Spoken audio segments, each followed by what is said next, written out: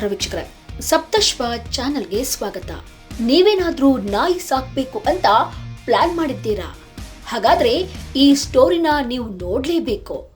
ಯಾಕಂದ್ರೆ ಇನ್ಮುಂದೆ ಮನೆಯಲ್ಲಿ ನಾಯಿ ಸಾಕೋಕೆ ಲೈಸೆನ್ಸ್ ತಗೊಳ್ಬೇಕಂತೆ.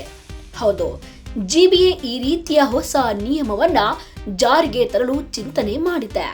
ಬೆಂಗಳೂರು ನಗರದಲ್ಲಿ ಈಗಾಗಲೇ 1,15,000ಕ್ಕೂ ಹೆಚ್ಚು ಸಾಕು ನಾಯಿಗಳಿವೆ.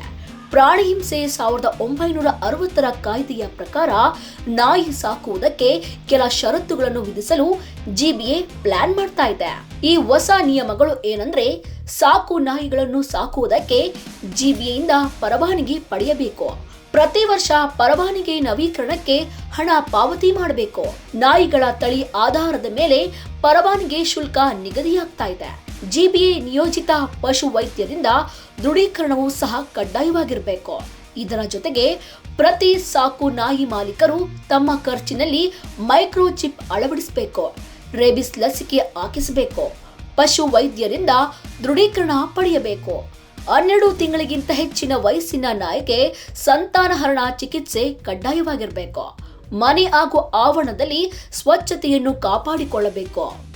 ನೆರೆಹೊರೆಯವರಿಗೆ ತೊಂದರೆ ಆಗದಂತೆ ನಾಯಿ ಸಾಕಬೇಕಾಗುತ್ತದೆ.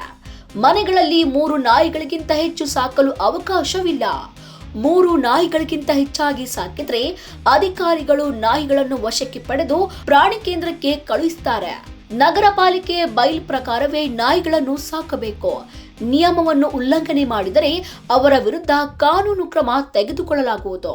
ಇನ್ನು ವಾಕಿಂಗ್ ವೇಳೆ ನಾಯಿಗೆ ಹಗ್ಗ ಅಥವಾ ಚೈನ್ ಅಳವಡಿಸಬೇಕು. ನಾಯಿ ರಸ್ತೆಯಲ್ಲಿ ಗಲೀಜು ಮಾಡಿದ್ರೆ ಮಾಲೀಕರೇ ಅದನ್ನು ತೆಗೆದು ಹಾಕಬೇಕು.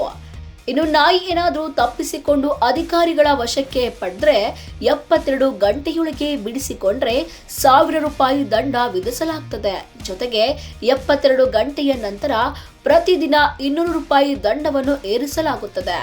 ನಾಯಿಯನ್ನ ಬಿಡಿಸಿಕೊಳ್ಳದಿದ್ರೆ ಪ್ರಾಣಿದಯ ಸಂಘಕ್ಕೆ ಹಸ್ತಾಂತರಿಸಲಾಗ್ತಿದೆ. ಅಪಾರ್ಟ್ಮೆಂಟ್ ವಿಚಾರಕ್ಕೆ ಬಂದ್ರೆ ಉಗ್ರ ಸ್ವರೂಪದ ನಾಯಿಗಳ ಸಾಕುವುದಕ್ಕೆ ನಿಷೇಧ ಹೇರಲಾಗಿದೆ.